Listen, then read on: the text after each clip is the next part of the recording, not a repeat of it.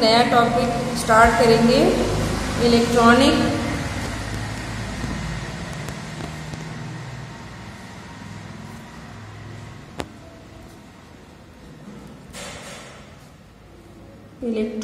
Displacement in covalent bond. बहुत ही important topic है ये। ऑर्गेनिक कंपाउंड को या ऑर्गेनिक कंपाउंड के रिएक्शन को अगर हमें समझना है तो ये टॉपिक्स हमारे लिए बहुत इंपॉर्टेंट है।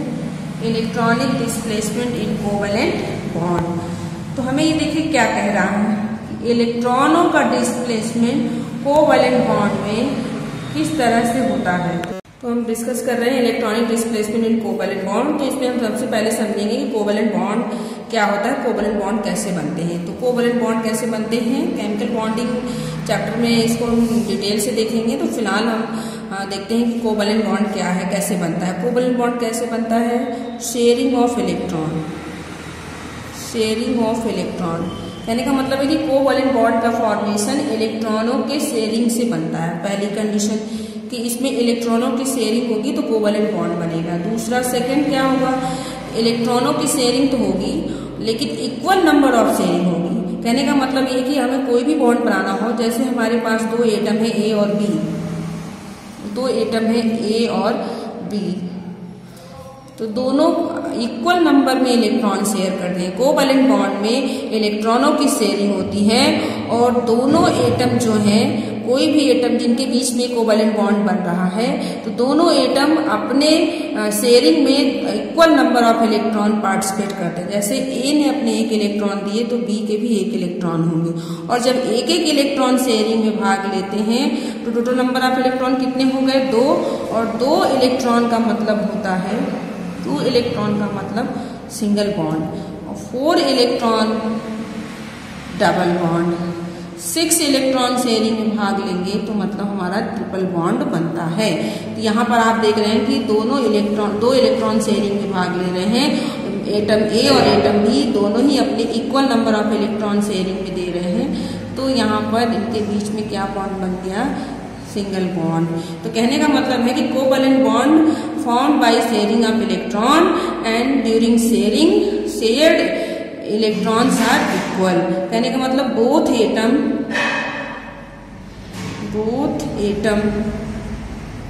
Shared equal number of electron. तो शेयरिंग होगी, कोवैलेंट बॉन्ड इलेक्ट्रॉनों के शेयरिंग से बनता है और दोनों ही एटम जो कि कोवैलेंट बॉन्ड बना रहे हैं वो उनके शेयरिंग में इक्वल नंबर ऑफ इलेक्ट्रॉन भाग लेते हैं। एक एटम यदि अपना एक इलेक्ट्रॉन देता है तो दूसरे का भी एक इलेक्ट्रॉन होगा। यदि एक एटम 2 इलेक्ट्रॉन शेयरिंग में पार्टिसिपेट कराता है तो दूसरा एटम के भी 2 इलेक्ट्रॉन शेयरिंग में पार्टिसिपेट करेंगे। एक एक इलेक्ट्रॉन शेयरिंग में भाग लेंगे तो सिंगल बॉन्ड बनेगा, 2 इलेक्ट्रॉन शेयरिंग में भाग लेते हैं तो डबल बॉन्ड, और 3 इलेक्ट्रॉन शेयरिंग में भाग लेता है तो ट्रिपल बॉन्ड बनता है। तो हमें यहाँ पे समझ में आ गया कि कोवैलेंट बॉन्ड जो है वो इलेक्ट्रॉनों की शेयरिंग से बनता है। अब चूंकि हम ये कोवैलेंट बॉन्ड डिस्कस कर रहे हैं, कोवैलेंट बॉन्ड समझने की कोशिश कर रहे हैं ऑर्गेनिक कंपाउंड्स के लिए। अब हमें पता है कि ऑर्गेनिक कंपाउंड्स में कोवैलेंट बॉन्ड ही पाए जाते हैं। जितने भी ऑर्गेनिक कंपाउंड्स हैं उसमें कौन सा बॉन्ड बनता है, या ऑर्गेनिक कंपाउंड किस बॉन्ड से बने हुए हैं, they are formed by covalent bond. इसका मतलब यह है कि ऑर्गेनिक कंपाउंड्स में इलेक्ट्रॉनों की शेयरिंग से बॉन्ड बन रहा है, क्योंकि उनके बीच में कोवैलेंट बॉन्ड बन रहे हैं ऑर्गेनिक कंपाउंड्स में। तो जब कोवैलेंट बॉन्ड बन रहा है तो इलेक्ट्रॉनों की शेयरिंग हो रही है, क्योंकि जो है ऑर्गेनिक कंपाउंड्स कोवैलेंट बॉन्ड बनाते हैं, क्योंकि ऑर्गेनिक कंपाउंड्स कार्बन एलिमेंट्स बने हैं और कार्बन की वैलेंसी होती है 4, और कार्बन की वैलेंसी 4 होने के कारण ये ना तो अपने 4 इलेक्ट्रॉन डोनेट कर सकते हैं और ना ही अपने 4 इलेक्ट्रॉन, ना ये किसी से 4 इलेक्ट्रॉन ले सकते। कहने का मतलब ना तो अपना ये 4 इलेक्ट्रॉन त्याग कर सकता है और ना ही 4 इलेक्ट्रॉन किसी से ले सकता है। इसको अपनी बैलेंसी पूरी करनी है, अपना ऑक्टेट कंप्लीट करना है, तो इसे इलेक्ट्रॉनों की शेयरिंग करनी पड़ती है। यही कारण है कि जो कार्बन कंपाउंड्स हैं कार्बन की वजह से बहुत ही मैक्सिमम नंबर में होते हैं और ज्यादा से ज्यादा कंपाउंड बना सकते हैं। और कार्बन एक ऐसा कंपाउंड है या ऑर्गेनिक कंपाउंड ऐसे कंपाउंड हैं जो कि कार्बन से बने हैं और कार्बन की वजह से ये सिंगल, डबल और ट्रिपल तीनों टाइप्स के बॉन्ड बनाते हैं, बिकॉज कार्बन है 4 वैलेंसी टेट्रा वैलेंसी। ये हमने देखा कि कोवैलेंट बॉन्ड क्यों बन रहे हैं और किस तरीके से बन रहे हैं, और ऑर्गेनिक कंपाउंड्स में केवल कोवैलेंट बॉन्ड ही बनते हैं और कोवैलेंट बॉन्ड बन रहे हैं क्योंकि कार्बन की वैलेंसी 4 होती है। ये हमें क्लियर हो गया। अब बॉन्ड बन रहे हैं किसकी वजह से? इलेक्ट्रॉनों की शेयरिंग से। यदि यही बॉन्ड टूटे, अभी हमने बॉन्ड का फॉर्मेशन दिखाया, कहने का मतलब कोई भी ऑर्गेनिक रिएक्शन होगा तो उसमें बॉन्ड, कोई भी ऑर्गेनिक रिएक्शन हो रहा है, कोई भी केमिकल रिएक्शन हो रहा है तो उसमें दो ही तरह के उसमें 2 तरह के फिनोमिना आप देखेंगे या 2 तरह की प्रोसेस आप देखेंगे, एक बॉन्ड का फॉर्मेशन और दूसरा बॉन्ड ब्रेकिंग। जब बॉन्ड फॉर्म होता है, फॉर्मेशन ऑफ बॉन्ड, जब बॉन्ड फॉर्म होगा तो वहां पर इलेक्ट्रॉन शेयर्ड होंगे, इलेक्ट्रॉन की शेयरिंग होगी।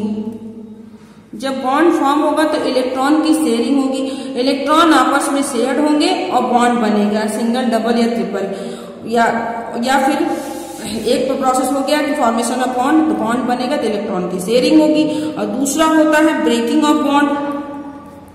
ब्रेकिंग ऑफ बॉन्ड कहने का मतलब जो बॉन्ड बना था, यदि वही बॉन्ड टूटते हैं तो यहाँ पर जो बॉन्ड बना है तो जब वो टूटेगा तो उनके इलेक्ट्रॉन फ्री होंगे, और जब इलेक्ट्रॉन फ्री होंगे तो वो किसी न किसी एटम की तरफ डिस्प्लेस होंगे।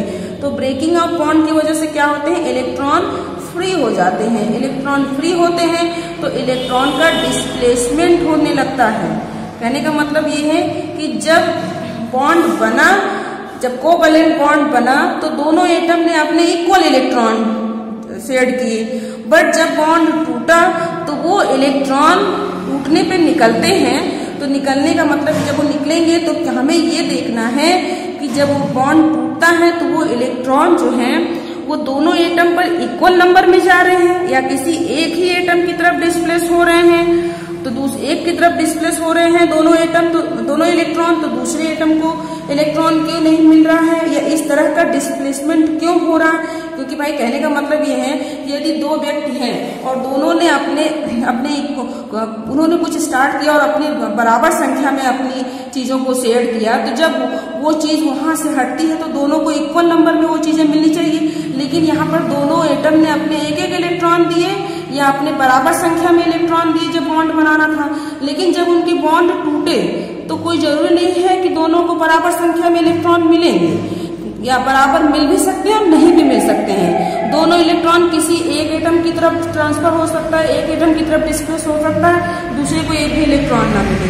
तो हमें ये देखना है क्योंकि हमारा टॉपिक है electronic displacement in covalent bond, तो हमें यहाँ यही पर डिस्कस करना है कि कोवैलेंट बॉन्ड में इलेक्ट्रॉन, जब कोवैलेंट बॉन्ड टूटता है तो वो इलेक्ट्रॉन किस एटम की तरफ डिस्प्लेस होता है और उसके ऊपर कौन सा इफेक्ट हावी होता है।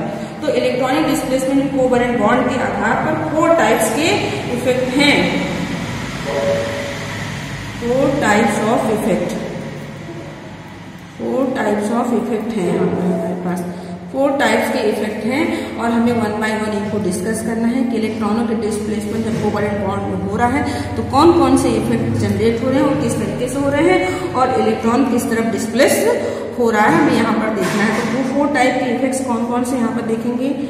Inductive effect, first one inductive effect, second है electromeric effect, third one resonance effect, and last one and fourth one है आपका हाइपर कॉन्जुगेशन इफेक्ट। तो इलेक्ट्रॉनों के कोवैलेंट बॉन्ड में इलेक्ट्रॉन का जो डिस्प्लेसमेंट होता है उसके आधार पर 4 टाइप्स के इफेक्ट हैं, that is inductive effect, electromeric effect, resonance effect, hyper conjugation effect.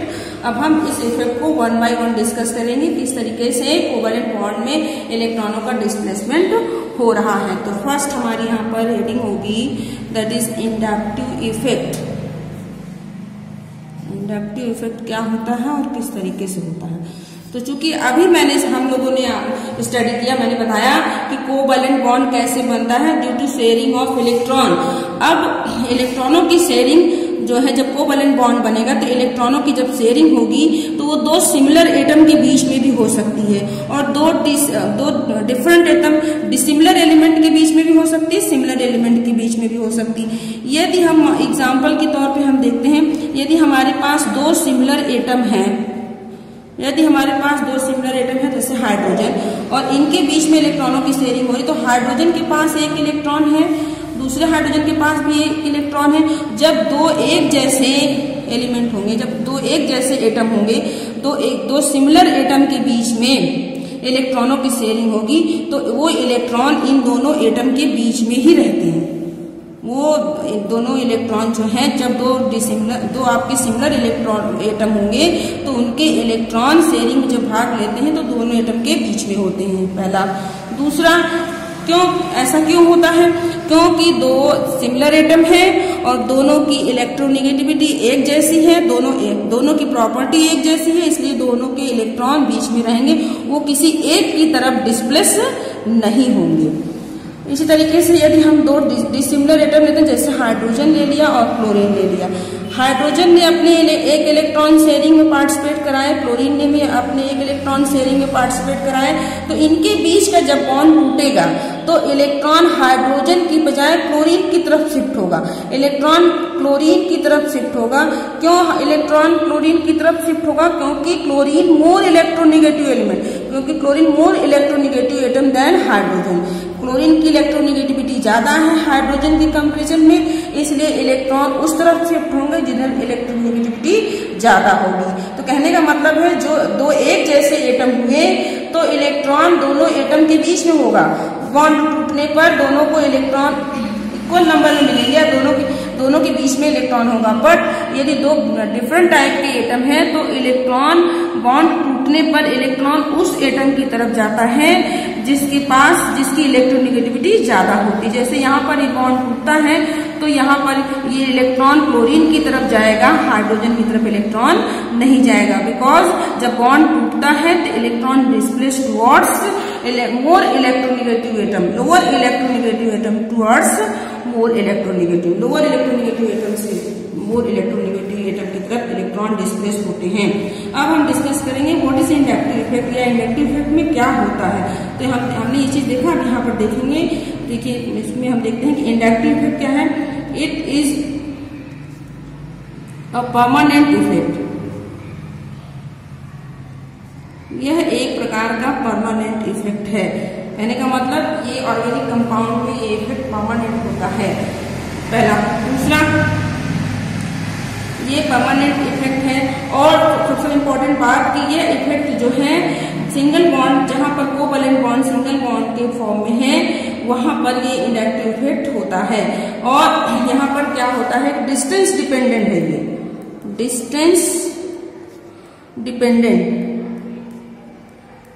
ये इफेक्ट डिस्टेंस डिपेंडेंट है। डिस्टेंस बढ़ने पर, जैसे हम यहाँ पे शो करते हैं, एक कार्बन चेन है और इससे एक इलेक्ट्रोनेगेटिव एटम जुड़ा हुआ है, जैसे हमने फ्लोरीन जोड़ दिया, ये कार्बन एटम की एक कार्बन एटम लगी हुई है, एक हमारे पास कोई ऑर्गेनिक कंपाउंड है जिसमें फ्लोरीन एटम लगे हुए हैं। अब हमने कहा कि इलेक्ट्रॉन किस तरफ डिस्प्लेस होते हैं, इलेक्ट्रॉन किधर जाते हैं, लोअर इलेक्ट्रोनेगेटिव एटम से हायर इलेक्ट्रोनेगेटिव एटम की तरफ जाते हैं।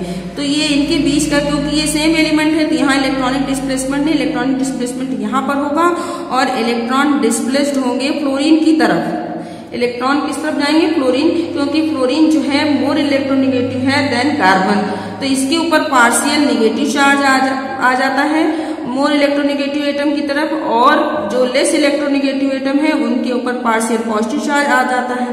कहने का मतलब जब भी इंडक्टिव इफेक्ट होगा तो इलेक्ट्रॉन जिस एटम की तरफ डिस्प्लेस होंगे उसके ऊपर पार्शियल नेगेटिव चार्ज, और जिसकी तरफ इलेक्ट्रॉन डिस्प्लेस नहीं होंगे उसके ऊपर पार्शियल पॉजिटिव चार्ज आ जाता है।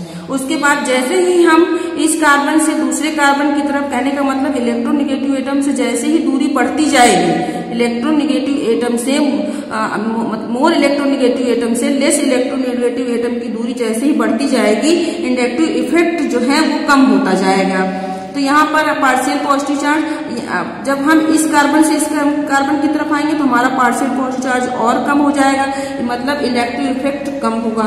इस तरफ आए तो आपका जो है इंडक्टिव इफेक्ट और कम आएगा। इधर आएंगे तो यहाँ पर भी आपका इंडक्टिव इफेक्ट बहुत कम हो जाएगा। मैक्सिमम 4 एटम के बाद, after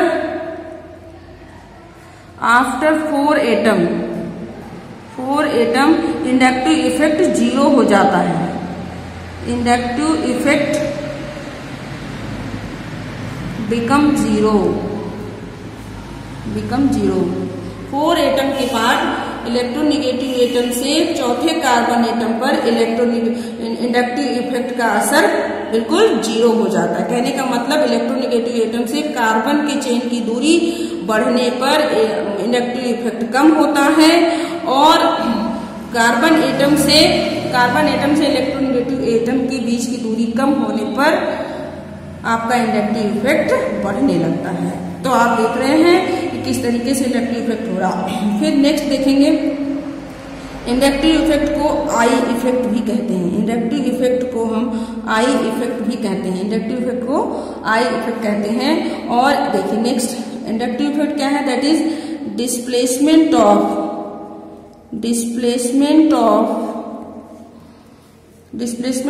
shared electron of covalent bond,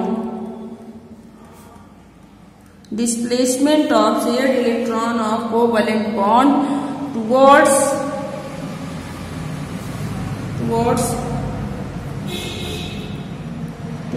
higher electronegative atom। कहने का मतलब इलेक्ट्रॉन, जो शेयर्ड इलेक्ट्रॉन है कोवैलेंट बॉन्ड के, उसका डिस्प्लेसमेंट हायर इलेक्ट्रोनेगेटिव एटम की तरफ होना ही क्या कहलाता है, that is called inductive effect. अब हम देखेंगे कि इंडक्टिव इफेक्ट होने से हमने यहाँ बताया कि जो इलेक्ट्रोनेगेटिव एटम होगा उसके ऊपर पार्शियल नेगेटिव चार्ज, और जो कम इलेक्ट्रोनेगेटिव होगा उसके ऊपर पार्शियल पॉजिटिव चार्ज डेवलप हो जाता है। और यह एक प्रकार का परमानेंट इफेक्ट है। ये हमेशा कोवैलेंट आपके ऑर्गेनिक कंपाउंड्स में रहता है, डिस्टेंस डिपेंडेंट है, आई इफेक्ट कहते हैं इसे। इंडक्टिव इफेक्ट 2 टाइप्स के होते हैं। टाइप्स ऑफ इंडक्टिव इफेक्ट, तो इंडक्टिव इफेक्ट कितने टाइप्स के होते हैं, 2 टाइप्स के होते हैं। इंडक्टिव इफेक्ट 2 टाइप्स के होते हैं। फर्स्ट वन है प्लस आई इफेक्ट। फर्स्ट है आपका plus I effect and second minus I effect. ये क्या होता है, plus I effect minus I effect. तो फर्स्ट हमारा है plus I effect. Plus I effect या इसे कहते हैं plus I effect is also called, और इसे हम क्या कहते हैं, electron donating inductive effect. Electron को डोनेट करने वाला इंडक्टिव इफेक्ट। जो इलेक्ट्रॉन डोनेट करे उसे हम क्या कहते हैं, इलेक्ट्रॉन डोनेटिंग इंडक्टिव इफेक्ट है। Plus I effect that is called electron donating inductive effect. तो plus I effect all alkyl, पहला ये इसे हम इलेक्ट्रॉन डोनेटिंग इफेक्ट कहते हैं। Point number 2, all alkyl group इसका एग्जाम्पल है, all alkyl group have plus I effect. सभी एल्किल ग्रुप में प्लस आई इफेक्ट पाया जाता है। जितने भी एल्किल ग्रुप हैं सब में हम प्लस आई इफेक्ट देखते हैं। कहने का मतलब जैसे हमारे पास है CH3 2CH3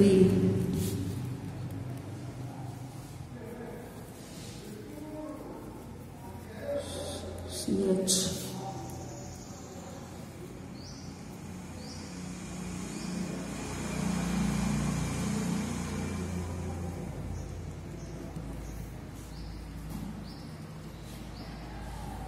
जैसे जैसे एल्किल ग्रुप की संख्या बढ़ती जाती है प्लस आई इफेक्ट बढ़ता जाता है, क्योंकि इलेक्ट्रॉन डोनेटिंग इफेक्ट, इलेक्ट्रॉन को ये डोनेट करता है, जो इलेक्ट्रॉन को डोनेट करते हैं वो प्लस आई इफेक्ट कहलाते हैं। उसी तरीके से है माइनस आई इफेक्ट, दूसरा है minus I effect. Minus I effect, minus I effect को हम क्या कहते हैं? It is also called electron withdrawing effect. It is also called electron withdrawing effect, से हम इलेक्ट्रॉन विथड्रॉइंग इफेक्ट कहते हैं।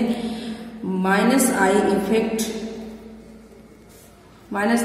कौन शो करता है? ऑल फंक्शनल ग्रुप, जितने भी फंक्शनल ग्रुप हैं सभी में minus I effect. All functional group have minus I effect. इसको हम और डिटेल में देखेंगे नेक्स्ट वीडियो में।